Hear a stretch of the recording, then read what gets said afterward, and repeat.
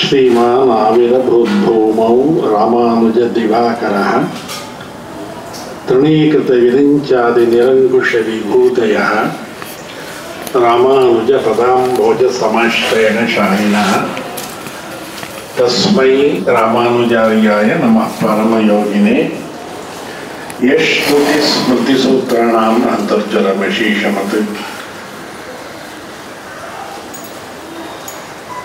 ನನ್ನ ಕೆಲಸವನ್ನು ನಿರೂಪಕಿ ಮತ್ತು ನನ್ನ ಬಹಳ ಪರಮ ಪ್ರಿಯರಾದಂತಹ ವೆಂಕಟೇಶ ಮೂರ್ತಿ ಹಗುರಗೊಳಿಸಿದ್ದಾರೆ. ಚಾತುರ್ಮಾಸ್ಯದ ಬಗ್ಗೆ ಪೂರ್ಣ ವಿವರಗಳನ್ನು ಅವರು ಕೊಟ್ಟಿದ್ದಾರೆ. ನನ್ನ ವೆಂಕಟೇಶ ಮೂರ್ತಿ ಸ್ವಾಮಿ ರಾಮಾನುಜರ ವಿಶೇಷತೆಯನ್ನು ಹೇಳಿದ್ದಾರೆ. ಅವರ ಮಾತಿನಲ್ಲಿ ಒಂದು ಹೇಳಿದ್ರು, ಇಲ್ಲಿ ಏನೋ ಒಂದು ಮೆಸೇಜ್ ಕೊಡಬೇಕು, ಆ ಮೆಸೇಜು ಈ ಕಾರ್ಯಕ್ರಮದ ಸಾರ್ಥಕತೆಯನ್ನು ಕೊಡುತ್ತೆ ಅಂತ. ಇಲ್ಲಿ ಮಕ್ಕಳು ಇದ್ದಾರೆ, ಹಿರಿಯರು ಇದ್ದಾರೆ, ಶಾಲೆಯ ಅಧ್ಯಾಪಕರು ಇದ್ದಾರೆ, ಮಕ್ಕಳು ಇದ್ದಾರೆ. ಇಬ್ಬರಿಗೂ ಸೇರಿಸಿ ಮಾತಾಡಬೇಕು.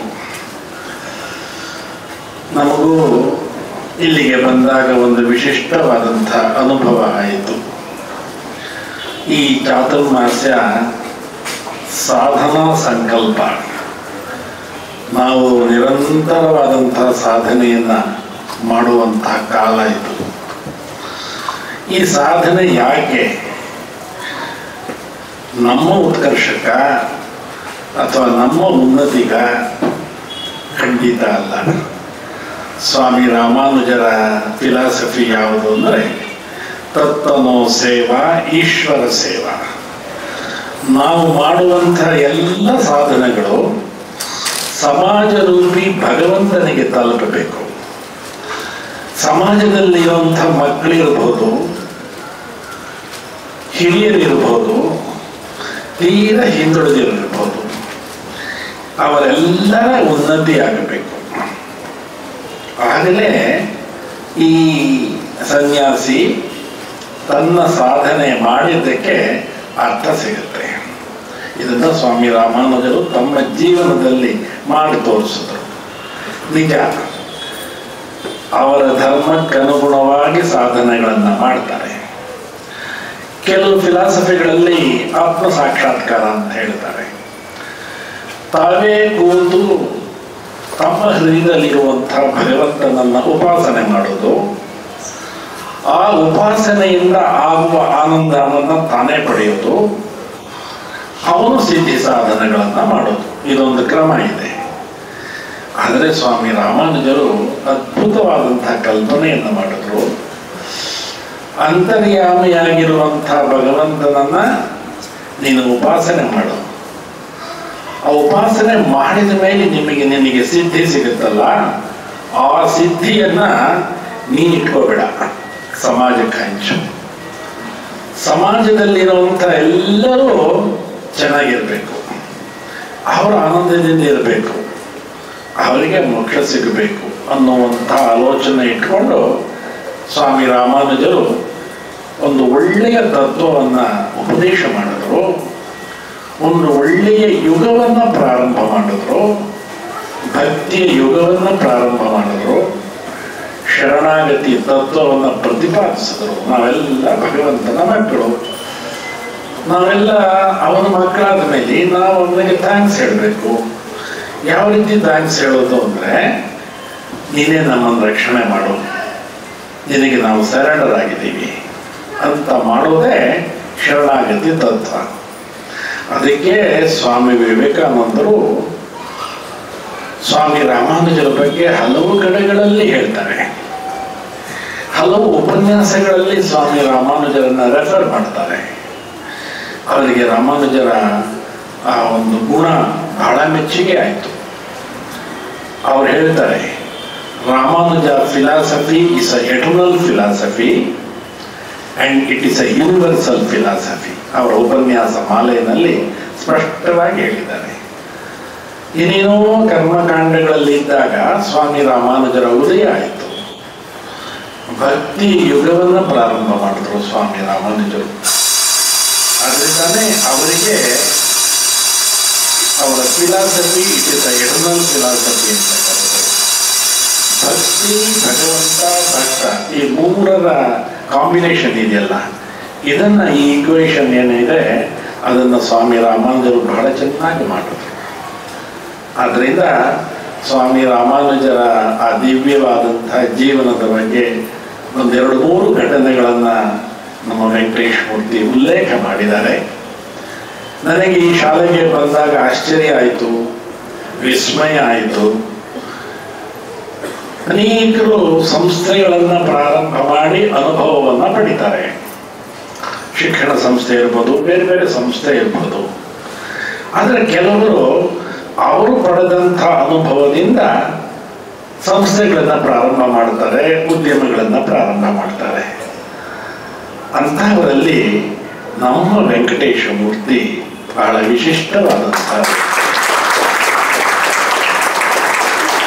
ಅವರು ತಾವು ಪಡೆದಂತಹ ಅನುಭವವನ್ನೆಲ್ಲ ತಮ್ಮ ಉದ್ಯಮ, ಶಾಲೆ, ಕಾಲೇಜು ಇದರಲ್ಲೆಲ್ಲ ಹಂಚಿದ್ದಾರೆ.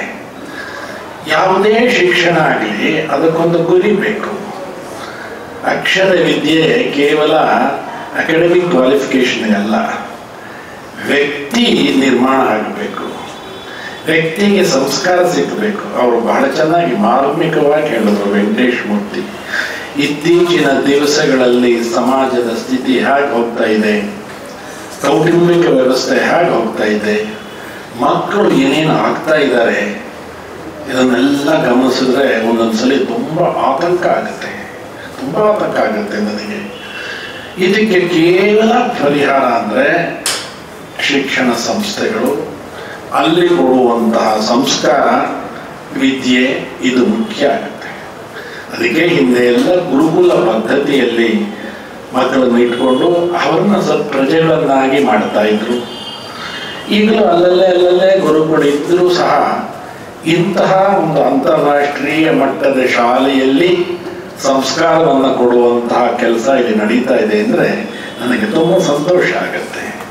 ಮಕ್ಕಳು ಗೀತೆಯನ್ನು ಚಾಂಟ್ ಮಾಡ್ತಾರೆ, ಭಗವದ್ಗೀತೆಯನ್ನು ಚಾಂಟ್ ಮಾಡ್ತಾರೆ. ಅವರಿಗೆ ಮನಸ್ಸಿನಲ್ಲಿ ಅದು ಬರಬೇಕು. ಒಂದು ಶಾಲೆ ಅಂದರೆ ಅಧ್ಯಾಪಕರ ಬಗ್ಗೆ, ಟೀಚರ್ಸ್ ಬಗ್ಗೆ, ಸ್ಟೂಡೆಂಟ್ಸಿಗೆ ಗೌರವ ಇರಬೇಕು. ಟೀಚರ್ಸ್ಗೆ ಮಕ್ಕಳ ಬಗ್ಗೆ ಪ್ರೀತಿ ಇರಬೇಕು. ಅದೆರಡೂ ಇದ್ದಾಗ ಶಿಕ್ಷಣ ಸಾರ್ಥಕ ಆಗುತ್ತೆ. ನಮ್ಮ ಎಲ್ಲ ಆಚಾರ್ಯರು, ಭಗವಂತ ಎಲ್ಲರೂ ಗುರುಕುಲಕ್ಕೆ ಹೋಗಿನೇ ಅವರು ವಿದ್ಯೆಯನ್ನು ಅಭ್ಯಾಸ ಮಾಡಿದ್ದು. ರಾಮ ಇರ್ಬೋದು, ಕೃಷ್ಣ ಇರ್ಬೋದು, ಅವರೆಲ್ಲರೂ ಗುರುಕುಲ ವಾಸ ಮಾಡಿದ್ರು. ಕೃಷ್ಣ 64 ದಿವಸಗಳು ಸಾಂದೀಪಿನಿ ಆಶ್ರಮದಲ್ಲಿ ಇದ್ದು 64 ವಿದ್ಯೆಗಳನ್ನು ಕಲ್ತ್ಕೊಂಡ. ಕೃಷ್ಣನ ಜೊತೆ ಇದ್ದಂಥವನು ಪರಮ ಪ್ರಿಯ ಸ್ನೇಹಿತ ಸುಧಾಮ. ಅವರಿಬ್ಬರು ಸಾಂದೀಪಿನಿ ಹತ್ರ ಗುರುಕುಲದಲ್ಲಿದ್ದು ವಿದ್ಯೆ ಅಭ್ಯಾಸ ಮಾಡಿದ್ರು. ಒಂದು ದಿವಸ ಒಂದು ಕತೆ ಹೇಳ್ತೀನಿ, ತುಂಬ ಚೆನ್ನಾಗಿದೆ, ಕೇಳಿ. ಗುರುವಿನ ಬಗ್ಗೆ ನಾವು ಹೇಗಿರಬೇಕು, ಟೀಚರ್ಸ್ ಶಿಷ್ಯರ ಬಗ್ಗೆ ಹೇಗಿರಬೇಕು ಅನ್ನೋದಕ್ಕೆ. ಸುಧಾಮ ಕೃಷ್ಣ ಇಬ್ಬರು ಕಾಡಿಗೆ ಹೋಗ್ತಾರೆ.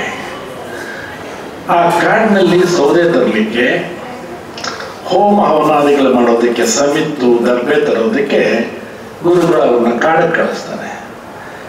ಕಾಡಿಗೆ ಹೋಗೆಲ್ಲ ಸಂಗ್ರಹ ಮಾಡ್ತಾರೆ. ಅಷ್ಟೊತ್ತಿಗೆ ಕತ್ಲಾಗ್ಬಿಡುತ್ತೆ.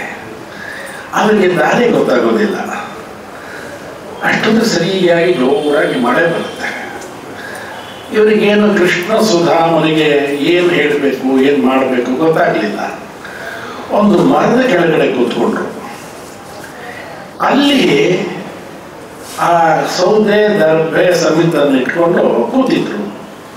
ಅವ್ರಿಗನ್ನಿಸ್ತು ಇದು ಮಳೆಯಲ್ಲಿ ನೆಂದು ಹೋದ್ರೆ ನಾಳೆ ಗುರುಗಳಿಗೆ ಸೌದೆ ಆಗೋದಿಲ್ಲ, ಸಮಿತ ಆಗೋದಿಲ್ಲ ಅಂತ ಹೇಳಿ ತಾವು ಹೊತ್ಕೊಂಡಿದ್ದಂತಹ ವಸ್ತ್ರವನ್ನ ಆ ಸೌದೆ ಮತ್ತು ಸಮಿತಿಗೆ ಸುತ್ತಾರೆ. ಹಾಗೆ ಕೂತಿರ್ತಾರೆ. ಸುಮಾರು ಹೊತ್ತಾಯಿತು. ಗುರುಗಳಿಗೆ ಅನ್ನಿಸ್ತು ಕೃಷ್ಣ ಸುಧಾಮರು ಬರಲೇ ಇಲ್ಲಲ್ಲ, ಕತ್ಲೆ ಆಗೋಯ್ತು, ಪಾಪ ಎಲ್ಲಿದ್ದಾರೆ ಅಂತ ಗುರುಗಳೇ ಶಿಷ್ಯರನ್ನು ಹೊಡ್ಕೊಂಡು ಕಾಡು ಹೋಗ್ತಾರೆ. ಅಲ್ಲೇ ಹುಡ್ಕೊಂಡು ಹೋಗ್ತಾರೆ. ಕೃಷ್ಣ ಸುಧಾಮ ಅಂತ ಕರೀತಾ ಹೋಗ್ತಾರೆ. ಯಾವುದೋ ಒಂದು ಮರದ ಕೆಳಗಡೆ ಸುಧಾಮ ಕೃಷ್ಣ ಇಬ್ಬರು ಕೂತಿದ್ದಾರೆ. ಮಳೆ ಸುರಿತಾ ಇದೆ. ತಮ್ಮ ವಸ್ತ್ರವನ್ನ ತಾವು ತಂದಿದ್ದಂಥ ಸೌದೆ ಸಮಿತ್ತುವುದಕ್ಕೆ ಸುತ್ತಿ ತಾವು ನೆನ್ಕೊಂಡು ಕೂತಿದ್ದಾರೆ. ಸಂದೀಪಿನಿ ಬಂದರು. ಅವ್ರು ನೋಡಿದ್ರು. ಬಹಳ ಬೇಸರ ಆಗೋಯ್ತು, ಬಹಳ ದುಃಖ ಆಯಿತು. ಪಾಪ ಮಕ್ಕಳು ಕಾಡಿಗೆ ಹೋಗಿ ಈ ರೀತಿ ಮಳೆಯಲ್ಲಿ ಸಿಕ್ಕಾಕೊಂಡು ಮಳೆಯಲ್ಲಿ ನೆಂದ್ರಲ್ಲ, ತುಂಬ ಬೇಸರ ಆಗ್ಬಿಡ್ತು. ಹತ್ರಕ್ಕೆ ಬಂದರು. ಪಾಪ ನೀಷ್ಟು ಕಷ್ಟಪಟ್ಟಿದ್ದೀರಲ್ಲ ಅಂಥೇಳಿ ತಾವು ಹೊತ್ಕೊಂಡಿದ್ದಂಥ ವಸ್ತ್ರವನ್ನು ಅವರಿಬ್ಬರಿಗೂ ಹೊದಿಸಿದ್ರು. ಹೊದಿಸಿ ಮನೆಗೆ ಕರ್ಕೊಂಡು ಗುರುಕುಲಕ್ಕೆ ಕರ್ಕೊಂಡು ಬಂದರು. ಅದು ಒಂದು ಸ್ಥಿತಿ. ತುಂಬ ವರ್ಷಗಳಾದ ಮೇಲೆ ಸುಧಾಮ ಕೃಷ್ಣನನ್ನು ನೋಡಲಿಕ್ಕೆ ದ್ವಾರಕೆಗೆ ಬರ್ತಾನೆ. ಅಷ್ಟೊತ್ತಿಗೆ ಕೃಷ್ಣ ದ್ವಾರಕಾಧೀಶನಾಗ್ಬಿಟ್ಟಿರ್ತಾನೆ, ಮಹಾರಾಜ ಆಗ್ಬಿಟ್ಟಿರ್ತಾನೆ. ಆವಾಗೆಲ್ಲ ಕೃಷ್ಣನನ್ನು ನೋಡುವುದು ಅಂದ್ರೆ ಬಹಳ ಕಷ್ಟ. ಏನೇನೋ ಕೇಳ್ತಾರೆ, ಇಲ್ಲ ಆ ರೀತಿಯೆಲ್ಲ ಕೃಷ್ಣ ಸಿಕ್ಕೋದಿಲ್ಲ, ನೀವು ಸ್ವಲ್ಪ ವೆಯ್ಟ್ ಮಾಡಬೇಕು, ತುಂಬ ಜನ ವೆಯ್ಟ್ ಮಾಡ್ತಾ ಇದ್ದಾರೆ, ತುಂಬ ವೆಯ್ಟ್ ಮಾಡಬೇಕು, ನೀನು ಒಂದು ಸಮಾಚಾರ ಅವನು ಕೊಡು, ನಿನ್ನ ಬಾಲ್ಯ ಸ್ನೇಹಿತ ಸುಧಾಮ ಬಂದಿದ್ದಾನೆ ಅಂತ ಹೇಳಿ ನೋಡು ಅಂತ ಹೇಳ್ತಾನೆ. ಆ ದ್ವಾರಪಾಲಕರು ಹೋಗ್ತಾರೆ, ಕೃಷ್ಣನಿಗೆ ಹೇಳ್ತಾರೆ, ನಿಮ್ಮ ಸ್ನೇಹಿತ ಸುಧಾಮ ಬಂದಿದ್ದಾನೆ ಅಂತ. ಸುಧಾಮನ ಹೆಸರು ಕಿವಿಗೆ ಬಿದ್ದ ತಕ್ಷಣ ಕೃಷ್ಣ ಥಟ್ಟಂತ ಎದ್ದ. ಜೊತೆಯಲ್ಲಿದ್ದಂಥ ರುಕ್ಮಿಣಿ ಸತ್ಯಭಾಮ ಎಲ್ಲನೂ ಪಕ್ಕಕ್ಕೆ ತಳ್ಳ. ಓಡೋಡಿ ಬರ್ತಾನೆ ಕೃಷ್ಣ, ಮಹಾರಾಜ ದ್ವಾರಕಾಧೀಶ. ಓಡೋಡಿ ಬರ್ತಾನೆ, ಸುಧಾಮನನ್ನು ಆಲಿಂಗಿಸ್ಕೊಳ್ತಾನೆ. ತಾನು ಹಸ್ತರಾಗವನ್ನು ಕೊಟ್ಟು ತನ್ನ ಅರಮನೆ ಕರ್ಕೊಂಡು ಹೋಗ್ತಾನೆ. ತನ್ನ ಅಂತಃಪುರದಲ್ಲಿ ತಾನು ಮಲಗ್ತಾ ಇದ್ದಂಥ ಮಂಚದಲ್ಲಿ ಅವನಿಗೆ ಉಪಚಾರ ಮಾಡ್ತಾನೆ. ಅವನ ಶ್ರೀ ಚರಣಗಳನ್ನು ತೊಳೆಯೋದಕ್ಕೆ ರುಕ್ಮಿಣಿ ಸತ್ಯಭಾಮೆಗೆ ಹೇಳ್ತಾನೆ. ಆ ಶ್ರೀಪಾದ ತೀರ್ಥವನ್ನು ಅವ್ರಿಗೆ ತಗೊಂಡು ಅಂತ ಹೇಳ್ತಾನೆ. ಸುಧಾಮ ಹೊರಗೆ ಹೋಗ್ತಾನೆ. ರಾತ್ರಿ ಹಾಗೇ ಮಾತಾಡ್ತಾ ಹಿಂದಿಂದೆಲ್ಲ ನೆನಪು ಮಾಡ್ಕೊಳ್ತಾರೆ. ಗುರುಕುಲದಲ್ಲಿ ಇದ್ರಲ್ಲ ಆ ಘಟನೆಗಳನ್ನೆಲ್ಲ ನೆನಪು ಮಾಡ್ಕೊಳ್ತಾರೆ. ಕೃಷ್ಣ ಒಂದು ಹೇಳ್ತಾನೆ, ಸುಧಾಮ ಒಂದು ಹೇಳ್ತಾನೆ, ಒಬ್ಬರಾದ್ಮೇಲೆ ಒಬ್ರು ಹೇಳ್ತಾನೆ. ಕೃಷ್ಣ ಹೇಳ್ತಾನೆ, ಸುಧಾಮ ನಿನಗೆ ನೆನಪಿದೆಯಾ, ಅವತ್ತು ರಾತ್ರಿ ನಾವಿಬ್ಬರು ಕಾಡಿಗೆ ಹೋದ್ವು. ದರ್ಬೆ ಸಮಿತ್ತು ಸೌದೆ ತಂದು ತುಂಬ ಹೊತ್ತಾಗ್ಬಿಡ್ತು. ಗುರುಗಳು ಬಂದರು, ಮಳೆಯಲ್ಲಿ ನೆಂದಿದ್ವು. ನಮಗೆ ಅವತ್ತು ಒಂದು ವಸ್ತ್ರವನ್ನು ಹೊದಿಸಿದ್ರು. ಆವತ್ತು ಗುರುಗಳು ಹೊದಿಸಿದ್ರಲ್ಲ ವಸ್ತ್ರ, ಆ ರಕ್ಷೆ ನನ್ನನ್ನು ದ್ವಾರಕಾಧೀಶನನ್ನಾಗಿ ಮಾಡಿದೆ. ಇವತ್ತು ನಾನು ಇರುವುದು ಗುರುಗಳ ಆಶೀರ್ವಾದದಿಂದ ಅಂತ. ಹಾಗೆ ಶಾಲೆಯಲ್ಲಿ ಗುರುಗಳು ಶಿಷ್ಯರ ಮೇಲೆ ಪ್ರೀತಿ ತೋರಿಸ್ಬೇಕು, ಶಿಷ್ಯರು ಗುರುವಿನ ಮೇಲೆ ಗೌರವ ತೋರಿಸಬೇಕು. ಆಗಲೇ ಶಿಕ್ಷಣ ಸಾರ್ಥಕ ಆಗುತ್ತೆ. ಇದು ಶಿಕ್ಷಣ, ಇದು ಮೆಸೇಜ್ ಏನಂದರೆ ನಾವು ಗುರುಗಳ ಬಗ್ಗೆ ಗೌರವ ತೋರಿಸಬೇಕು. ಅಧ್ಯಾಪಕರು, ಟೀಚರ್ಸು ಗುರುಗಳನ್ನು ಪ್ರೀತಿ ವಾತ್ಸಲ್ಯದಿಂದ ನೋಡಬೇಕು. ನಾನು ಒಬ್ಬ ಶಿಕ್ಷಕನ ಮಗ. ಪೂರ್ವಾಶ್ರಮದಲ್ಲಿ ನನ್ನ ಪಿತೃವರಿಯರು ಮೇಲುಕೋಟೆಯಲ್ಲಿ ಸಂಸ್ಕೃತ ಪಾಠಶಾಲೆಯಲ್ಲಿ ಅಧ್ಯಾಪಕರಾಗಿದ್ದಂಥವರು. ಅನೇಕ ಜನಕ್ಕೆ ಸಂಸ್ಕೃತ ಶಿಕ್ಷಣವನ್ನು ಕೊಟ್ಟಂಥವ್ರು. ಮನೆಗೆಲ್ಲ ಕೆಲವು ಮಕ್ಕಳನ್ನು ಕರ್ಕೊಂಡು ಅಲ್ಲೂ ಹೇಳ್ತಾ ಇದ್ರು. ಆ ಪಾಠದ ವೈಖರಿ ಗುರುಕುಲ ಮಾದರಿಯಲ್ಲಿ ನಡೀತಾ ಇತ್ತು. ನಾನೇನಾದರೂ ಇವತ್ತು ಒಂದು ಸ್ಥಿತಿಲಿ ಇದ್ದೀನಿ ಅಂತ ಹೇಳಿದ್ರೆ ಗುರುಗಳಾಗಿ ನನ್ನ ಪೂರ್ವಾಶ್ರಮದ ಪಿತೃವರಿಯರ ಆಶೀರ್ವಾದದಿಂದ ನಾವು ಯಾವಾಗಲೂ ನೆನಪು ಮಾಡಬೇಕು. ಅಧ್ಯಾಪಕರನ್ನಾಗಲಿ, ನಮ್ಮ ಹೆಡ್ ಮಿಸ್ಟರ್ಸ್ ಆಗಲಿ, ಹೆಡ್ ಮಾಸ್ಟರ್ ಆಗಲಿ, ಪ್ರಿನ್ಸಿಪಾಲ್ ಆಗಲಿ, ಎಲ್ಲರನ್ನ ನೆನಪು ಮಾಡಿಕೊಡ್ಬೇಕು. ಮತ್ತು ಯಾರನ್ನು ಉದಾಸೀನವಾಗಿ ಅಂಡರ್ ಎಸ್ಟಿಮೇಟ್ ಮಾಡಬಾರ್ದು. ಪ್ರತಿಯೊಬ್ಬರಲ್ಲೂ ಸ್ವಾಮಿ ರಾಮಾನುಜರ ತತ್ವ ಯಾಕೆ ವಿವೇಕಾನಂದರಿಗೆ ಇಷ್ಟ ಆಯಿತು ಅಂದರೆ, ಈಗ ನಾನು ರಾಮಕೃಷ್ಣ ಪರಮಹಂಸರ ಒಂದು ಕೊಟೇಶನ್ ಇಲ್ಲಿ ನೋಡ್ತಾ ಇದ್ದೆ. ಅವರಿಗೆ ರಾಮಾನುಜರು ಅಂದರೆ ಅಷ್ಟು ಪ್ರಿಯ. ಕಾರಣ ಅಂದರೆ ಪ್ರತಿಯೊಂದು ವ್ಯಕ್ತಿಗಳಲ್ಲಿಯೂ ಭಗವಂತ ಇದ್ದಾನೆ, ಅಂತರ್ಯಾಮಿಯಾಗಿ ಭಗವಂತ ಇದ್ದಾನೆ. ಆ ಭಗವಂತನ ಉಪಾಸನೆ ಮಾಡುವಾಗ ನಾವು ಯಾರನ್ನು ಅಂಡರ್ ಎಸ್ಟಿಮೇಟ್ ಮಾಡಬಾರ್ದು. ಯಾರು ಹೇಗಿರ್ತಾರೋ, ನಾನು ವಿದ್ಯಾರ್ಥಿಗಳಿಗೆ ಹೇಳ್ತಾ ಇದ್ದೀನಿ, ಹೊರಗಡೆಯ ವೇಷದಿಂದ, ಹೊರಗಡೆ ಇರುವಂಥ ಡ್ರೆಸ್ ನೋಡಿ ಅವ್ರನ್ನ ಡಿಸೈಡ್ ಮಾಡಬಾರ್ದು. ಈಗ 2 ವರ್ಷಗಳ ಹಿಂದೆ ಡೆಲ್ಲಿ ಏರ್ಪೋರ್ಟ್ನಲ್ಲಿ ಒಂದು ಘಟನೆ ಆಯಿತು. ಒಬ್ಬ ವೃದ್ಧ ಒಂದು ಸಾಧಾರಣವಾಗಿ ಒಂದು ಜುಬ್ಬ ಪೈಜಾಮ ಹಾಕ್ಕೊಂಡು, ಕೈನಲ್ಲಿ ಒಂದು ಬ್ಯಾಗ್ ಇಟ್ಕೊಂಡು, ಒಂದು ಕೋಲ್ ಇಟ್ಕೊಂಡು ಏರ್ಪೋರ್ಟ್ನಲ್ಲಿ ಬರ್ತಾ ಇದ್ದಾರೆ. ಬಂದು ರಿಸೆಪ್ಷನ್ ಹತ್ರ ಹೋಗಿ, ಕೌಂಟ್ರಿಗೆ ಹೋಗಿ, ತಾನು ಜೈಪುರಕ್ಕೆ ಹೋಗ್ತಾ ಇದ್ದೀನಿ, ನನಗೆ ಟಿಕೆಟ್ ಇದೆ, ನಾನು ಹೊರಗಡೆ ಹೋಗ್ತೀನಿ.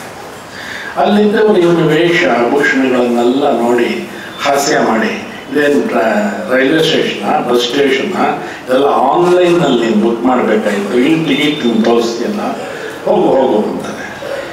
ಇಲ್ಲ ನಾನು, ನನಗೆ ವಯಸ್ಸಾಗಿದೆ, ನನಗೆ ಆ ಫಾರ್ಮಾಲಿಟೀಸಿಗೆ ಸಮಯ ಸಿಗಲಿಲ್ಲ, ನಾನು ಟಿಕೆಟ್ ತಂದಿದ್ದೀನಿ, ತೋರಿಸಿ. ಅವನನ್ನು ಲಿಟ್ರಲ್ಲೇ ಅವ್ರು ತಳ್ಳಿಬಿಡ್ತಾರೆ. ಅವನೆಲ್ಲ ಒಂದು ಕಡೆ ಹೋಗಿ ಕೂತ್ಕೊಳ್ತಾನೆ. ಕೂತ್ಕೊಂಡು ತನ್ನಲ್ಲಿದ್ದಂಥ ಒಂದು ಹಳೇ ಮೊಬೈಲ್ನಲ್ಲಿ ಒಬ್ಬರಿಗೆ ಫೋನ್ ಮಾಡ್ತಾನೆ.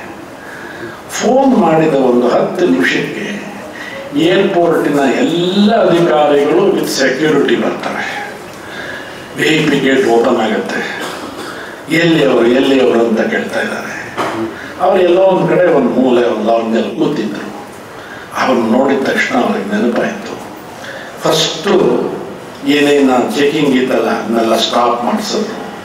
ಫ್ಲೈಟ್ ಟೈಮ್ಸ್ ಚೇಂಜ್ ಮಾಡಿದ್ರು. ನೀವು ಇದನ್ನು ಇವಾಗ ಫ್ಲೈಟ್ ಹೋಗೋದು ಬೇಡ, ಲೇಟ್ ಆಗುತ್ತೆ ಇವತ್ತು ಅಂತ.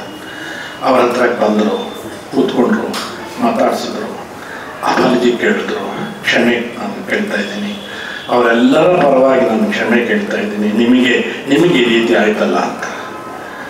ಹಾಗೆಲ್ಲ ಇದ್ದವರಿಗೆಲ್ಲ ಆಶ್ಚರ್ಯ ಆಗ್ಬಿಡುತ್ತೆ. ಇವರು ಯಾರು ಇಷ್ಟು ಏರ್ಪೋರ್ಟ್ ಅಧಿಕಾರಿಗಳೆಲ್ಲ ಬಂದು, ಪೊಲೀಸ್ನವ್ರು ಬಂದು ಇಷ್ಟೆಲ್ಲ ಗೌರವ ಕೊಡ್ತಾ ಇದ್ದಾರಲ್ಲ, ತುಂಬ ಸಾಮಾನ್ಯವಾದ ವ್ಯಕ್ತಿ ಇವನು, ಇವನಿಗೆ ಇಷ್ಟು ಗೌರವ ಕೊಡ್ತಾ ಇದ್ದಾರಲ್ಲ, ಇವನು ಯಾರು ಅಂತ.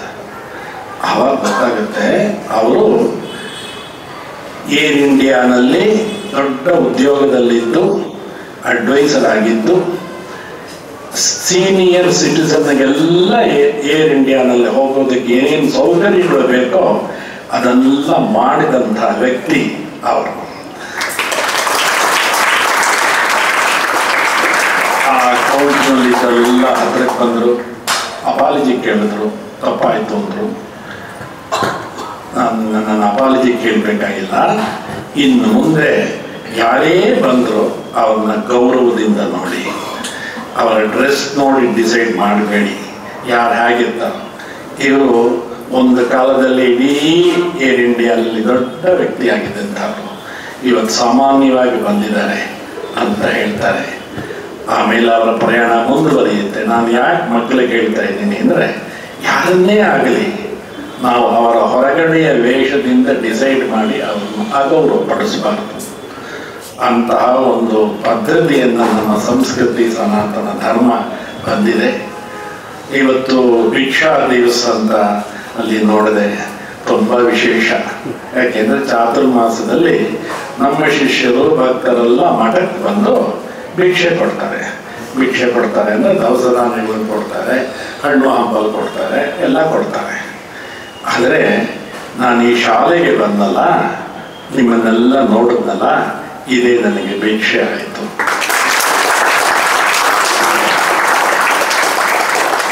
ನನ್ನ ಪ್ರಿಯ ವೆಂಕಟೇಶ್ ಮೂರ್ತಿ ತೋರಿಸುವಂಥ ವಿಶ್ವಾಸ ಇದೆಯಲ್ಲ, ಅದು ಭಿಕ್ಷೆ ಆಯಿತು. ಇಷ್ಟು ದೊಡ್ಡ ಶಾಲೆಯನ್ನು ಕಟ್ಟಿ ಬೆಳೆಸಿ ನಡೆಸ್ತಾ ಇರುವಂಥ ಆ ಒಂದು ವಿಸ್ಮಯವನ್ನು ನೋಡಿದ್ನಲ್ಲ, ಅದು ಭಿಕ್ಷೆ ಆಯಿತು.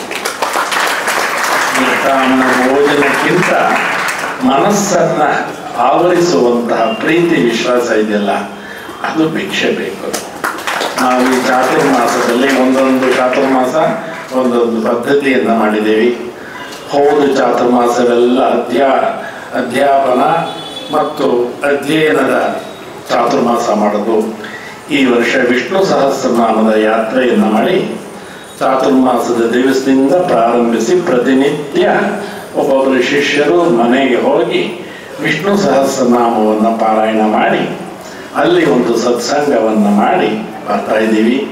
ಇವತ್ತು ಸಂಜೆ ಒಬ್ಬರು ನಮ್ಮ ಶಿಷ್ಯರ ಮನೆಯಲ್ಲಿ ಸತ್ಸಂಗ ಇದೆ. 50-60 ದಿವಸಗಳು ಚಾತುರ್ಮಾಸದ ದಿವಸ, ಸುಮಾರು 50 ದಿವಸಗಳು ಮುಗಿಯಿತು. ಮುಂದಿನ ಭಾನುವಾರ ಉತ್ಥಾನ ಆಗ್ತಾ ಇದೆ. ಅದರ ಮಧ್ಯೆ ಒಂದು ವಿಶಿಷ್ಟವಾದಂತಹ ಕಾರ್ಯಕ್ರಮದಲ್ಲಿ ನಾನು ಭಾಗಿಯಾಗಿದ್ದು ನನ್ನ ಮನಸ್ಸಿಗೆ ತುಂಬ ಸಂತೋಷ ಕೊಟ್ಟಿದೆ. ನಾವೆಲ್ಲ ಭಗವಂತನ ಅನುಗ್ರಹವನ್ನು, ಆಚಾರ್ಯ ರಾಮಾನುಜರ ಅನುಗ್ರಹವನ್ನು ಸದಾ ನಾವು ಪಡಿಬೇಕು. ನಮ್ಮ ವೆಂಕಟೇಶ ಮೂರ್ತಿ ಹೇಳಿದಂತೆ ಮಕ್ಕಳಿಗೆ ಒಳ್ಳೆಯ ಶಿಕ್ಷಣ ಕೊಡಬೇಕು. ಶಿಕ್ಷಣಕ್ಕಿಂತ ಹೆಚ್ಚಾಗಿ ಒಳ್ಳೆಯ ಸಂಸ್ಕಾರ ಕೊಡಬೇಕು. ಆ ಸಂಸ್ಕಾರ ಕೊಟ್ಟಾಗ ಮಕ್ಕಳೆಲ್ಲ ನಮ್ಮ ಜೊತೆ ಇರ್ತಾರೆ. ಭಾರತ ಅದು ಜಗದ್ವಂದಿಯಾದಂಥ ದೇಶ, ಜಗದ್ಗುರುವಿನ ಸ್ಥಾನದಲ್ಲಿರುವಂಥ ದೇಶ. ಗುರು ಶಿಷ್ಯ ಪರಂಪರೆ, ತಂದೆ ತಾಯಿ ಕುಟುಂಬ ಇದೆಲ್ಲದರ ಪರಿಕಲ್ಪನೆ ನಮ್ಮ ಭಾರತದಲ್ಲಿರುವಂಥದ್ದು, ಬೇರೆ ಕಡೆ ಇಲ್ಲ. ಈ ಭಾರತದಲ್ಲಿರುವಂತಹ ಈ ಅಪೂರ್ವವಾದಂತಹ ಪದ್ಧತಿಯನ್ನು ನಾವೆಲ್ಲ ಉಳಿಸಬೇಕು, ಬೆಳೆಸಬೇಕು.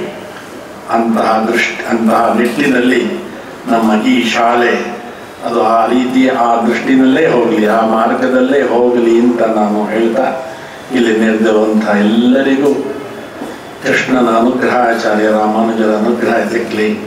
ನಮ್ಮ ವೆಂಕಟೇಶ ಮೂರ್ತಿ ಹೆಚ್ಚಿಗೆ ಮಾತಾಡೋದಿಲ್ಲ, ಆದರೆ ಅವರದೇ ಆದಂತಹ ವಿಶಿಷ್ಟವಾದಂತಹ ಕಲ್ಪನೆಗಳನ್ನು ಇಟ್ಕೊಂಡಿರ್ತಾರೆ. ಅವರು ಮಾಡ್ತಾನೇ ಇರ್ತಾರೆ.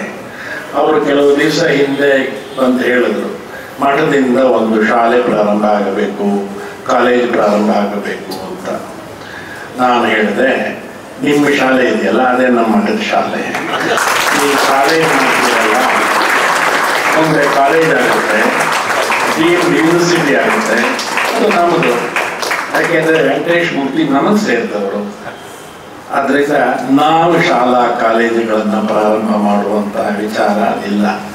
ವ್ಯಕ್ತಿಗಳಿಗೆ ಸಂಸ್ಕಾರ ಕೊಡೋದು, ಅವರಿಗೆ ಒಂದು ದೃಢವಾದಂತಹ ವಿಶ್ವಾಸವನ್ನು ಅವರ ಮನಸ್ಸಿನಲ್ಲಿ ತುಂಬೋದು. ಅವರು ಈ ದೇಶದ ಒಳ್ಳೆಯ ಪ್ರಜೆ ಆಗುವಂತೆ ಮಾಡೋದು. ಸುಖಿ ಕುಟುಂಬದ ಕಲ್ಪನೆಯನ್ನು ಇಟ್ಕೊಂಡಿದ್ದೀವಿ. ಶಾಲಾ ಕಾಲೇಜುಗಳು ಬೇರೆ ಬೇರೆ ಮಾಡಿದ್ದಾರೆ.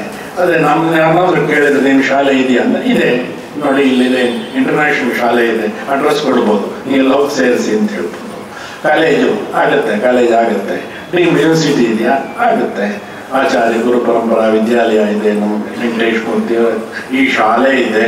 ನಾವು ಯಾಕೆ ಮಾಡಬೇಕು? ಅದಕ್ಕೆ ನಾವು ಆಶೀರ್ವಾದ ಮಾಡೋಣ, ಅದಕ್ಕೆ ಒಂದು ಶಕ್ತಿಯನ್ನು ತುಂಬೋಣ, ಅವರಿಗೆ ಒಂದು ಶಕ್ತಿಯನ್ನು ತುಂಬೋಣ.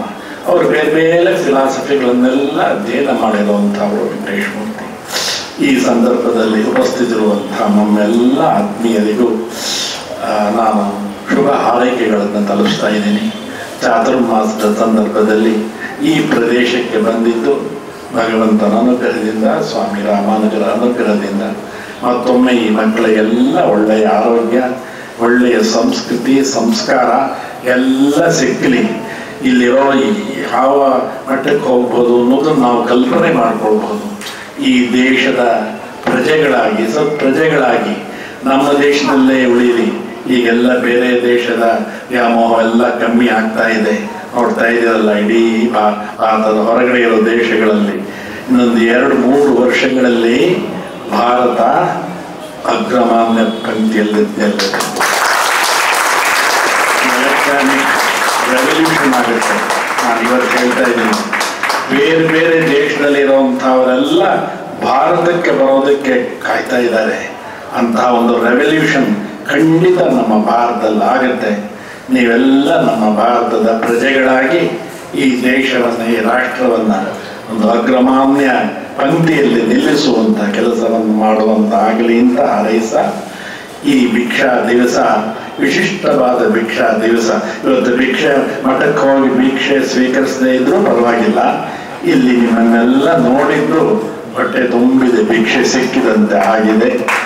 ಈ ಪುಷ್ಪವನ್ನು ಸ್ವಾಮಿ ರಾಮಾನುಜರ ಕರುಣಾವಿಂದವಾಗಿ ಸಮರ್ಪಣೆ ಮಾಡ್ತಾ ಲೋಕ ಸಮಸ್ತ ಸುಖಿನೋ ಭವಂತು ಶ್ರೀಮತೆ ರಾಮಾನುಜಾಯ ನಮಃ.